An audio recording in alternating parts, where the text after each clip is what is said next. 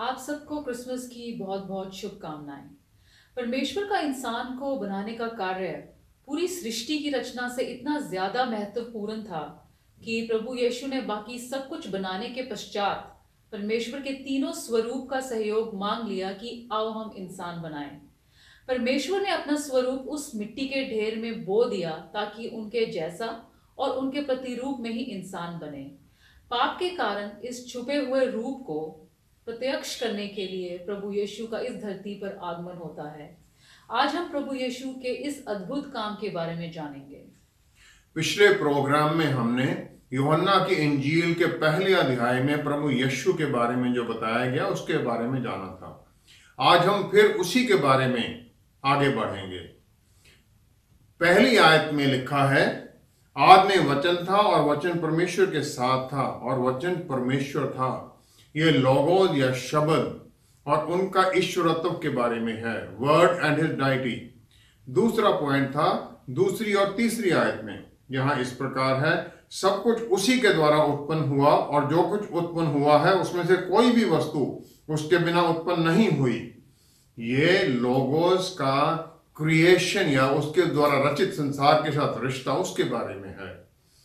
तीसरा है चौथी, पांचवी और नौवीं आयत, उसमें जीवन था और वह जीवन मनुष्यों की ज्योति था। ज्योति अंधकार में चमकती है और अंधकार ने उसे ग्रहण ना किया। सच्ची ज्योति जो हर एक मनुष्य को प्रकाशित करती है जगत में आने वाली थी। ये लोगोस का स्पिरिचुअल लाइफ के साथ, शब्द और आत्मिक जीवन के बारे में है, आत्मिक जीवन के साथ रिश्ता है। फिर है 10वीं आयत, वह जगत में था और जगत उसके द्वारा उत्पन्न हुआ और जगत ने उसे नहीं पहचाना। ये लोगोस एंड द वर्ल्ड, शब्द और आत्मिक और भौतिक संसार के साथ उसका रिश्ता, उसके बारे में है। फिर है पांचवा, 11 से लेकर 13 आयत तक, वह अपने घर आया और उसके अपनों ने उसे ग्रहण नहीं किया, परंतु जितनों ने उसे ग्रहण किया उसने उन्हें परमेश्वर की संतान होने का अधिकार दिया, अर्थात उन्हें जो उसके नाम पर विश्वास रखते हैं। वे ना तो लहू से, ना शरीर की इच्छा से, ना मनुष्य की इच्छा से, परंतु परमेश्वर से उत्पन्न हुए हैं।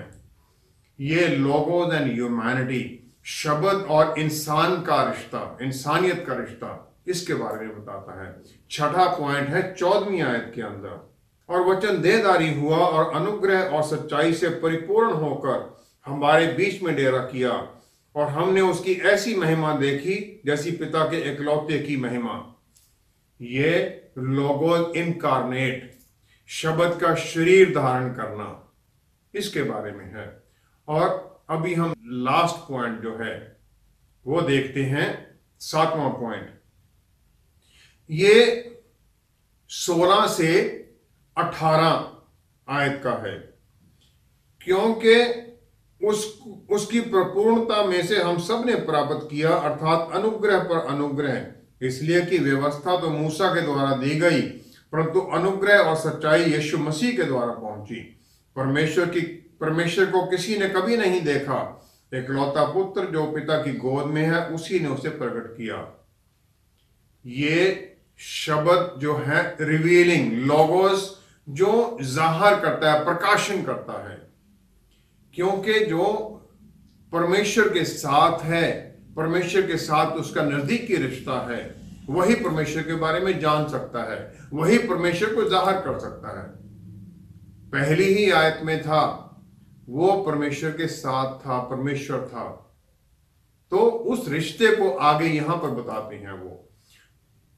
और सबसे जो पुरानी और रिलायबल मैन्युस्क्रिप्ट है उनमें लिखा गया है द ओनली बिगॉटन सन नहीं है, इकलौता पुत्र जहां कहा गया वो नहीं है, वहां लिखा गया है द ओनली बिगॉटन गॉड। उसका परमेश्वर होना, उसकी कंफर्मेशन यहां आती है। हालांकि पुत्र कहना भी वही परमेश्वर का होना ही माना जाता है, लेकिन पुराने जो मैन्युस्क्रिप्ट है उनमें ओनली बिगॉटन गॉड लिखा गया है। जो सच है, जो सही है, वो परमेश्वर की असेंस को, परमेश्वर की असलियत को जाहिर करता है मॉर्टल साइड के अंदर, खत्म होने में, जो ये जिंदा और मृत्यु के, जीवन और मृत्यु के बीच में आ जाता है शरीर, उसके द्वारा वो जाहिर करते हैं। और परमेश्वर का असली स्वरूप फिर पुत्र के अंदर जाहिर होता है, और वो पिता परमेश्वर की पूरी तरह से उसके जीवन, उसके प्यार के बारे में, उसके गुणों के बारे में पूरी तरह से जाहिर करने का करते हैं। और फिर लिखा है in the bosom of the father, कि वो परमेश्वर की गोद में था। मीन्स परफेक्ट रिलेशनशिप, बहुत नजदीकी रिश्ता है, क्लोजनेस है इसके अंदर, नजदीकियां हैं, अंडरस्टैंडिंग है, एक दूसरे की समझ है। और ये इस प्रकार है जैसे किसी ने, जो बायोग्राफी होती है किसी की, वो बायोग्राफी वही लिख सकता है जो बहुत नजदीक से जानता हो, जो पूरी तरह से उसके सब बातों को जानता हो। ये पुत्र पिता की बायोग्राफी लिख देते हैं। परमेश्वर का पुत्र जो कि परमेश्वर है, जो पिता के साथ एक है, वो फिर उन्हें इंटरप्रेट करता, उनके बारे में समझता है, हमारे ऊपर उन्हें जाहिर करता है उन लोगों के सामने जो कि परमेश्वर से दूर हो रखे हैं।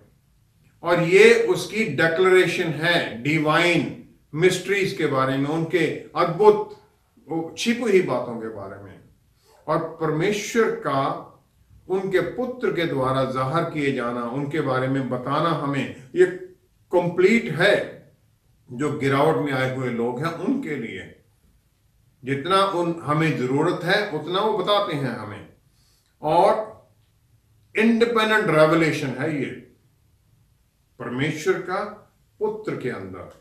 और जो यूहन्ना बपतिस्मा देने वाले हैं, वो प्रोफेसाई करते हैं, जो हमने आयतें छोड़ी उसके अंदर परमेश्वर के बारे में, लेकिन लोगोस का रिश्ता उसके साथ अधीनगी का, नजदीकी का, एक प्यार का, एक बहुत नजदीकी संबंध है, ये इसके अंदर जाहिर किया गया है।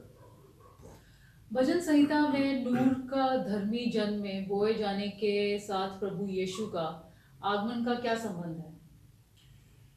जब हम उत्पत्ति के अंदर देखते हैं, मिट्टी का ढेर आदमी के स्वरूप में बनाया जाता है और परमेश्वर उसके अंदर सांस फूंक देते हैं, और ये तीसरी आयत के साथ जुड़ जाता है।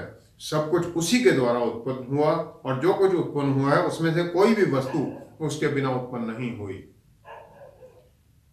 वो जीवन की ज्योति था और उसके अंदर जीवन था। He was the light of the world and in him was life।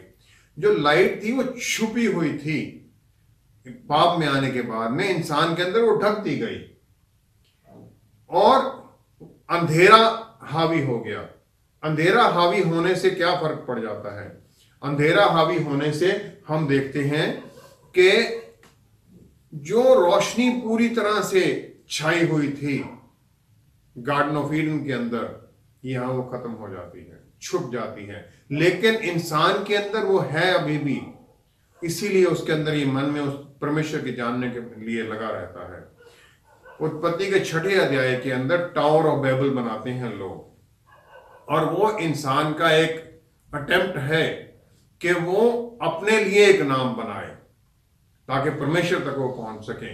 परमेश्वर तक पहुंचने का उनकी कोशिश है अपने टर्म्स के ऊपर, अपने एफर्ट्स के साथ, जिसमें कि परमेश्वर की महिमा नहीं, अपनी महिमा की है कि हमने अपने कोशिश से पहुंच गए। हम इस धरती के रियाम से स्वर्गीय स्थानों के अंदर किसी भी तरह से इंटरफेयर नहीं कर सकते हैं, कुछ बदलाव नहीं ला सकते हैं, लेकिन हम स्वर्गीय स्थानों से, स्वर्गीय आशीषों से इस धरती के रियाम के अंदर बदलाव ला सकते हैं प्रार्थनाओं के द्वारा। ये एक जरूरी चीज है जो हमें देखनी है। जो नया रोशनी का जो सोर्स है, जो रोशनी बोई गई थी वहां पर, जो छुपाई गई, जो नया रोशनी का सोर्स आना है, उसमें क्या गुण होने चाहिए ताकि वो काम कर सके? पहला तो है कि वो धरती के इस एरिया से, इस रियाम से बाहर हो। यहां से नहीं होता, यहां तो अंधेरा छाया हुआ है, अंधेरा उसके ऊपर हावी है, राज्य यहां पर अंधेरे का है। तो ये यहां से बाहर से होना चाहिए।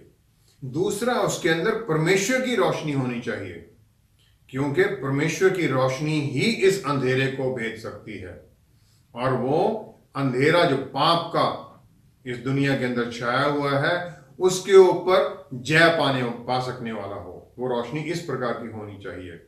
और फिर वो रोशनी जो हमारे अंदर पाप के कारण छुपी हुई थी, वो जो नूर छुपा हुआ था, जो जो जो दीपक बुझा दिया गया था, बुझ गया था, उसको दोबारा जलाने की क्षमता रखता हो, और फिर यह भी क्षमता रखता हो कि बल दे सके कि वो जो रोशनी जलाई गई, जो दीपक जलाया गया है, वो जलता रहे, फिर अंधेरे की अधीनगी में ना आ जाए। तीसरा है, वो इस दुनिया का हिस्सा बने, इस दुनिया का हिस्सा बनकर ही वो इसके अंदर से उसके ऊपर हावी हो सकता है।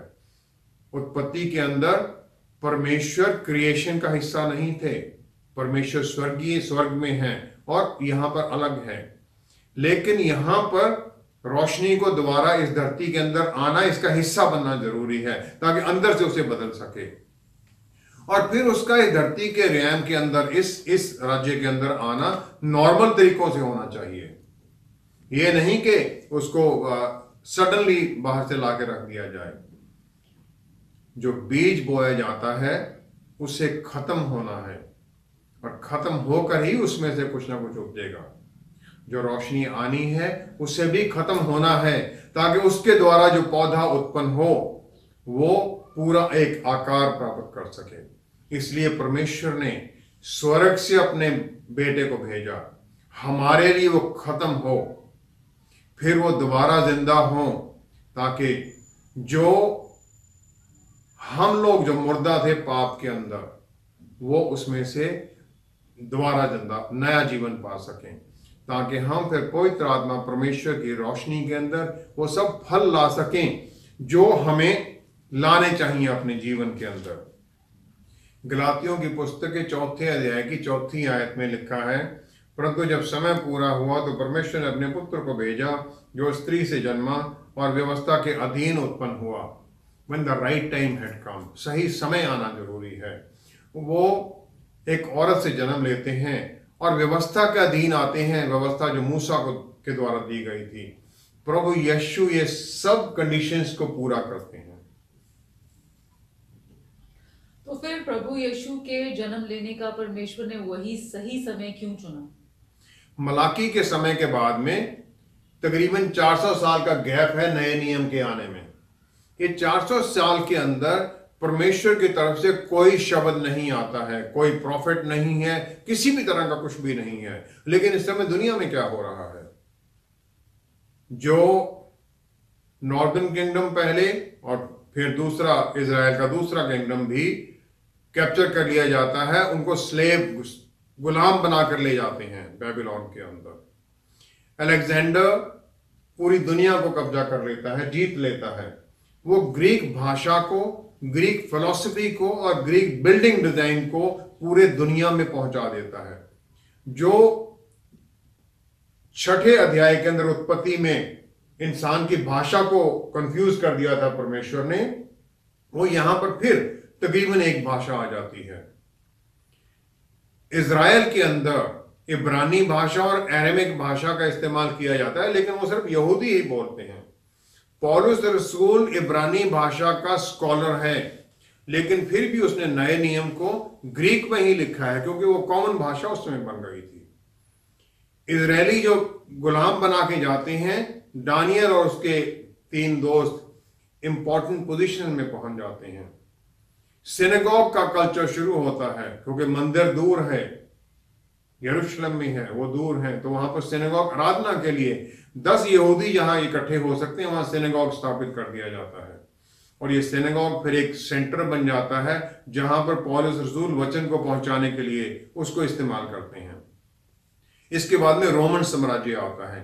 रोमन लैटिन भाषा को चलाने की कोशिश करते हैं, लेकिन वो नहीं होता है, ग्रीक भाषा ही चलती रहती है। रोमन सड़कें बनाते हैं और समुद्र के द्वारा व्यापार के रास्ते और ज्यादा चला देते हैं।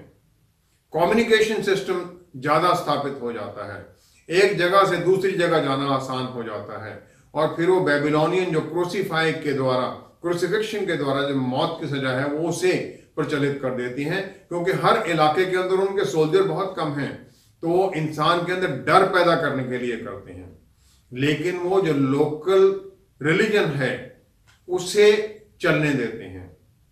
जो उनके लीडर्स हैं उन्हें आजादी होती कि अपने अपने धर्म को वो मानते रहें, लेकिन जो उसके जो हेड हैं, जैसे हाई प्रीस्ट है यहूदी मंदिर के अंदर, वो हारून के घराने से होना चाहिए, लेकिन रोमी लोग उसे खुद अपॉइंट करने लग जाते हैं।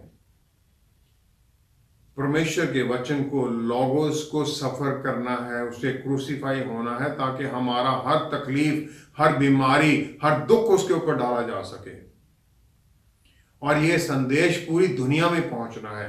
सही समय इसलिए आता है ताकि सही समय के ऊपर ये सब कुछ पहुंच सके। पहली सदी के अंदर जो विश्वासी हैं उनके ऊपर अत्याचार किए जाते हैं और यरूशलेम से भागते हैं, वो पूरी दुनिया में पहुंच जाते हैं और वचन इस प्रकार सब जगह पहुंच जाता है। प्रभु यीशु के द्वारा ये नूर का बोया जाना किस प्रकार पूरा होता है? जो नई रोशनी आती है, जो नया नूर आना है, उसे कुछ शर्तें पूरी करनी चाहिए। पहला तो ये है कि इसे रोशनी और अंधेरे के अंदर, पाप और सच्चाई के अंदर, धर्मी के अंदर को फर्क होना चाहिए। यूहन्ना 14:15 के अंदर जब प्रभु यीशु बताते हैं पवित्र आत्मा जो आएंगे वो तुम्हें, he will convict you of sin, conviction है, उसके बारे में बताते रहना तुम ये गलत कर रहे हो। दूसरा, इसे एक अधिकार, अथॉरिटी देनी चाहिए जिसके अंदर ये बोया जाता है, ताकि वो अंधेरे की ताकतों से लड़ सके। जो वचन है वो पूरा, और बाकी सब कुछ पवित्र आत्मा परमेश्वर सिखाते हैं। मत्ती 28 के अंदर आखिरी आयत के जहां ग्रेट कमीशन है, वहां पर प्रभु यीशु कहते हैं, धरती और आकाश की हर चीज पर अधिकार मुझे दिया गया है, इसलिए तुम जाओ। जो उसके वचन के अंदर उसके वादे हैं वो हमारा अथॉरिटी बन जाते हैं और बल हमें मिलता है पवित्र आत्मा परमेश्वर द्वारा। तीसरा, जो लड़ाई लड़ने वाला सोल्जर है, विश्वासी है, उसके अंदर बल आना चाहिए, उसके अंदर शक्ति आनी चाहिए इस लड़ाई के लिए।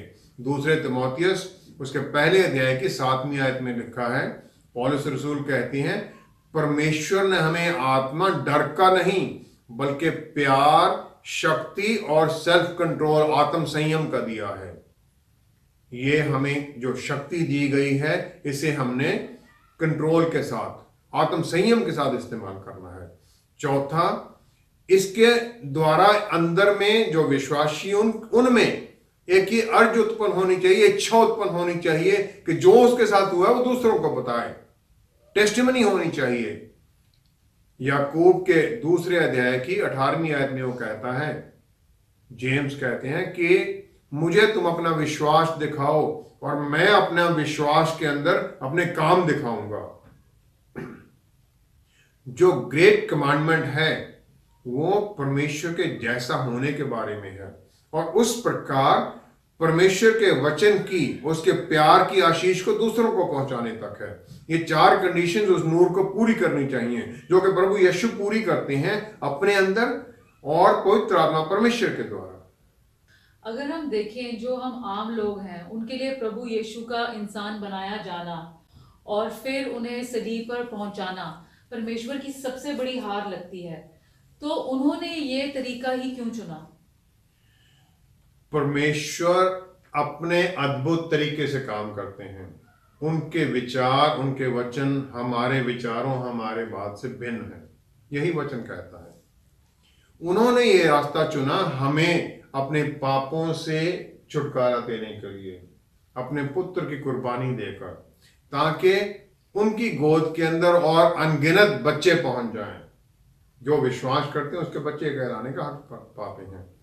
वो इस प्रकार हार के तरीका, जैसे हार दिखाई दे और उस हार के द्वारा एक अनइमेजिनेबल विक्ट्री पर पहुंच जाते हैं, वो इसी तरीके से काम करते हैं। फिलिपियों की पुस्तक उसके दूसरे अध्याय की अगर हम 9 से 11 आयत तक देखें, इस कारण परमेश्वर ने उसको अति महान भी किया और उसको वह नाम दिया जो सब नामों से श्रेष्ठ है, कि जो स्वर्ग में और पृथ्वी पर और पृथ्वी के नीचे हैं वे सब यीशु के नाम पर घुटना टेकें और परमेश्वर पिता की महिमा के लिए हर एक जीव अंगीकार कर ले कि यीशु मसीह ही प्रभु है। प्रभु यीशु उस स्थिति में पहुंच जाते हैं जहां हार दिखती है। शैतान खुश है कि मैंने परमेश्वर के बच्चे को, परमेश्वर के पुत्र को चढ़ा दिया सलीब के ऊपर। लेकिन जब प्रभु यीशु पहुंचते हैं धरती के नीचे, मैंने एक मेरे दोस्तों उनसे पूछा था कि शैतान को यह पहचान कैसे हुई कि ये परमेश्वर का पुत्र है। जब प्रभु यीशु धरती के नीचे जहां पर अंधेरा है, अंधेरे का राज्य है, शैतान का हेडक्वार्टर है, जहां पर जब वहां पहुंचते हैं वो जीवन की ज्योति है, वो पूरी जगह को रोशना देते हैं। हलबली मच जाती है, शैतान घबरा जाता है, उसे पता चल जाता है ये परमेश्वर यहां पहुंच गए हैं। और फिर प्रभु यीशु के जी उठने के समय पर वो रोशनी देखती है, मरियम रोशनी देखते हैं, अद्भुत रोशनी, वो जो रोमी सोल्जर है वहां पर। उत्पत्ति के 37वें अध्याय के अंदर 5 से 11 आयत तक यूसुफ को एक सपने के अंदर एक महिमा और बल का उसे एक सपना दिखाया जाता है, लेकिन उसकी जो पूरा होना है उसके लिए उसे गुलाम बनना है और गुलाम बनने के बाद में कैद में चला जाना है, जेल में जाना है उस काम के लिए जो उसने किया ही नहीं है। लेकिन ये सब कुछ परमेश्वर की प्लानिंग के अनुसार होता है। यूसुफ फिर 45वें उत्पत्ति के 45वें अध्याय के अंदर 4-5वीं आयत में अपने भाइयों को कह देता है, फिर यूसुफ ने अपने भाइयों से कहा मेरे निकट आओ। यह सुनकर वे निकट गए। फिर उसने कहा मैं तुम्हारा भाई यूसुफ हूं जिसको तुमने मिस्र आने वाले लोगों के हाथ बेच डाला था। अब तुम लोग मत पछताओ और तुमने जो मुझे यहां बेच डाला उससे उदास मत हो, क्योंकि परमेश्वर ने तुम्हारे प्राणों को बचाने के लिए मुझे तुम्हारे आगे भेज दिया है। परमेश्वर की प्लान कुछ और थी। गुलाम बना यूसुफ, वो सब कुछ सहन करता है, एक गुलाम जेल में चला जाता है। फिरौन का जो बटलर है उससे वो कहता है मुझे याद रखना, लेकिन वो भूल जाता है उसे। लेकिन सही समय पर परमेश्वर उसे याद करा देते हैं। फिरौन का सपना के बारे में बताने के लिए यूसुफ को बुलाया जाता है और जो हार दिखाई देती है एक बड़ी जीत में परिवर्तन हो जाती है। परमेश्वर का काम करने का यही तरीका है। उनके पुत्र अपने आप को स्वर्ग से अपनी महिमा से खाली करके एक इंसान बन जाते हैं, एक बच्चा बन जाते हैं। वो परमेश्वर जिसने सब कुछ बनाया है एक बच्चा बन जाता है, माता पिता पर निर्भर हो जाता है, कैद में चला जाता है। परमेश्वर को पकड़ लेते हैं लोग, मारा पीटा जा रहा है उसे और फिर उसे सलीब पर चढ़ा दिया जाता है। फिलिपियों के 2 अध्याय की जो अभी हमने पढ़ा था 9 से 11, इसलिए परमेश्वर ने उसे इतना ऊपर उठा दिया। हमारे लिए भी परमेश्वर का यही एक तरीका है, हमारे लिए भी महिमा का वादा है अगर हम उसकी तरह उसके साथ तकलीफें सहें। रोमियो के अध्याय की 8वीं अध्याय की, रोमियो की पुस्तक में 8वीं अध्याय की 17वीं आयत में लिखा है, नीचे जाने से ही हम ऊपर उठाए जाते हैं। प्रभु कहते हैं सर्वेंट की मिनिस्ट्री है उनकी, और जीत के लिए भी हमें जो परमेश्वर द्वारा सेटबैक हैं, जो हमें तकलीफें हैं, वो सहनी पड़ती हैं। क्रिसमस जो है रचनाकर्ता उसका बच्चा बनकर आ जाना, डिपेंडेंट हो जाना, ताकि वो दोबारा उठ सके उस महिमा के स्थान पर, उसके बारे में है।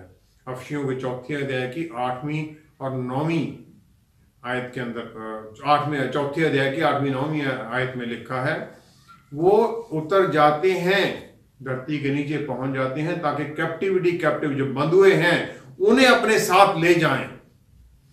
शैतान ने तो क्रॉस प्लान किया था, क्रॉस पर पहुंचाया था अपने पिता परमेश्वर के बेटे को, लेकिन परमेश्वर ने उसे वो खाली टूम दिखा दी, खाली कब्र दिखा दी, जिसको अनगिनत सोल्जर गार्ड कर रहे थे, ताकि उस जन्म के द्वारा अनगिनत हम लोग विश्वासी सोल्जर बन सकें, अंधेरे की ताकतों पर जीत पाने वाले। वो रोशनी हमारे अंदर बो दी जाती है, बीज बो दिया गया हमारे अंदर पवित्र आत्मा परमेश्वर द्वारा, ताकि हम इस अंधकार के अंदर पूरी तरह से चमकें और दूसरे लोगों तक इस वचन का संदेश पहुंचाएं, और फिर हम इस धरती का नमक बन जाते हैं, परमेश्वर की वैल्यूज को बनाने वाले। क्रिसमस का मैसेज जो है वो यही है कि हम नीचे जाएं ताकि हम उठाए जा सकें, सर्वेंट बने ताकि हम ऊपर उठें। यही क्रिसमस है, यही प्रभु यीशु के आने का मैसेज है। आइए हम प्रार्थना करें। पिता परमेश्वर, धन्यवाद है इस ऐसी अद्भुत आशीष के लिए। आपके बेटे को भेज दिया आपने धरती के ऊपर हमारे जैसा बनाकर।